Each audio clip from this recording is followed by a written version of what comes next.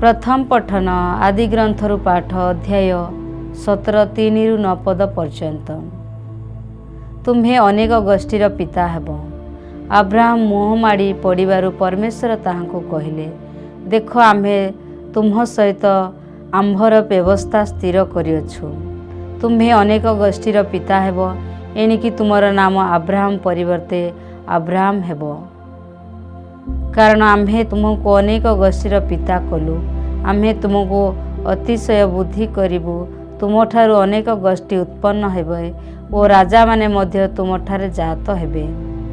आम्हे तुम सहित व तुम्हे भविष्यत वंशर सहित जो व्यवस्था कलु ताहा अनंत काल स्थायी हेबो। आम्हे तुमर व तुम भविष्यत वंशर परमेश्वर हेबु। तुम्हे जो कानान देश रे बास करुछ ताहार समुदाय अंचल आम्हे तुमको व तुमर वंशधर मानकु चिरकाल अधिकार करिबा निमंते देबु। पुणी आम्भे सेमानक परमेश्वर हेबु। परमेश्वर अब्राहम को कहले, तुम्हें आम्भर व्यवस्था पालन करिब, तुम्हें व तुमर भविष्यत वंश पुरुषक्रमे ताहा पालन करिब। यह ईश्वरंकर वाक्य। ईश्वरंक धन्यवाद। साधु जहनंक लिखित सुसमाचार पाठ अध्याय 8 पद संख्या 51-59। सत्य सत्य मु तुम्भमानंक कहे, जे मोर वाक्य पालन करे से कदापि मृत्युवरण करिब नाही। जिहुदी माने तांकु कहिले, वर्तमान आमे जानिलु तुमे जणे भूताविष्ट। अब्राहम मृत्युवरण करिछंती एवं सेहीपरि प्रवक्ता माने मध्य। तथापि तुमे कह, जिए मोर वाक्य पालन करिब से कदापि मृत्युवरण करिब नाही। तुमे कोन आम पिता अब्राहमंक ठारु महान, जे मृत्यु भोगिले? प्रवक्ता माने मध्य मृत्युवरण कले। तुमे निजकु किए बोली दाबी कर?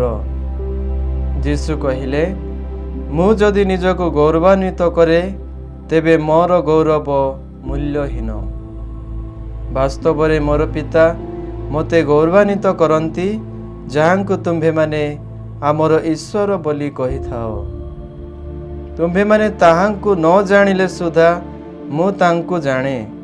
मु जदि कहिबी मु तांकु जाने नाही, ताहा हेले मु मध्य तुम परि जणे मिथ्यावादी हेबी। किंतु मु तांकु जाने एवं तांको वाक्य पालन करे। तुम्भमानंकर पिता अब्राहम मोर दिन देखिबा आशारे उल्लसित होइथिले। से ताहा देखिले एवं आनंदित हेले। एथिरे जिहुदी माने तांकु कहिले, तुम बयस 50 मध्य होई नाही, तुमे अब्राहमंकु देखिच? यीशु सेमानंकु कहिले, सत्य सत्य मु तुम्भमानंकु कहे, अब्राहमंक पूर्वरु मु अछि।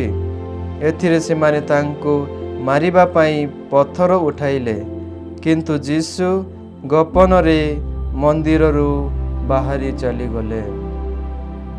प्रभुंकर पुण्य सुसमाचार। हे प्रभु यीशु ख्रीष्ट, तुम्हार प्रशंसा।